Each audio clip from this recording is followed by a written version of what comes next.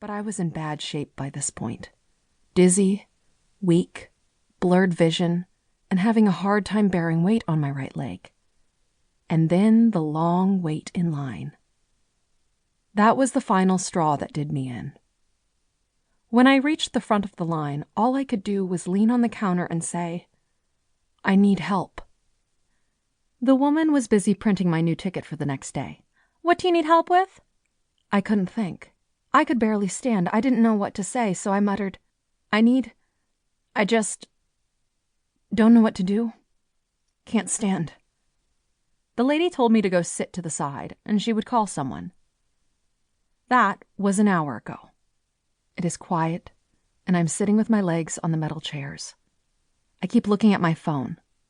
There are multiple missed messages from Greg. I know I could use my phone to help me figure out something, but I just don't know what or how.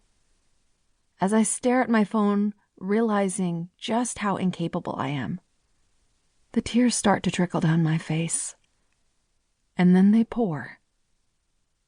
I am all out sobbing when a woman walks up to see what I need. I do my best to pull myself together.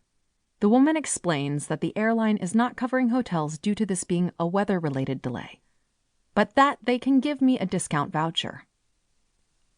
What do I do with that?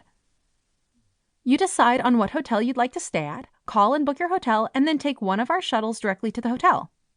She may as well have told me to build my own airplane and fly it home. I look down at my phone and think a minute.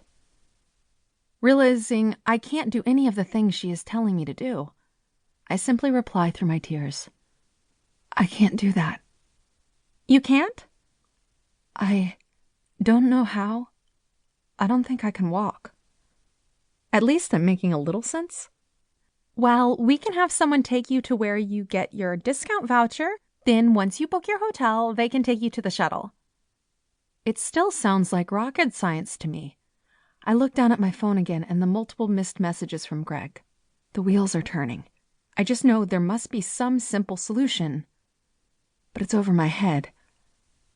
I can't. "Well, you can stay here." Now I'm crying harder. "I can get someone to take you to a place in the airport that has chairs that are a little more comfortable. We will get you a blanket and a pillow." "Okay." She disappears and my crying continues. I know a night in the airport will be miserable, but that is not the reason for my tears. I'm crying because of how utterly helpless and pathetic I feel. I'm an adult who can't figure out how to book a hotel. I'm an adult who can't figure out how to use my phone to let my husband know what's going on. And I'm crying because I know this is going to set me back physically.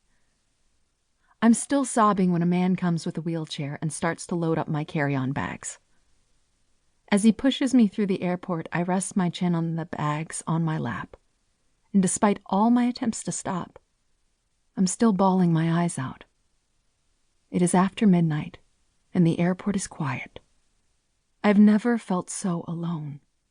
In that exact moment, I distinctly hear God say, "It's time to put your money where your mouth is. Am I truly enough?" At first, I cry harder because it felt like a knife to the heart. I'm thinking, you've got to be kidding me. I'm really supposed to learn some lesson? Right now? That's too much to expect. I don't even have half a brain cell. But I suck in my sobs and say to him, "What a crappy way to extend this lesson, God. My head knows that you are enough, but my heart, not so much right now. But yes, I believe you are enough. Please show me that fact tonight. I don't know how I'm going to get through this. This could totally do me in. Help me get through this."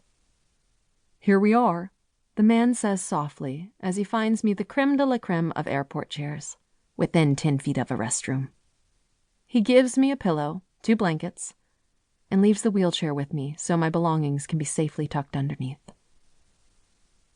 My pathetic brain remembers that I need my medication, that I have a sleep aid, and that I have earplugs.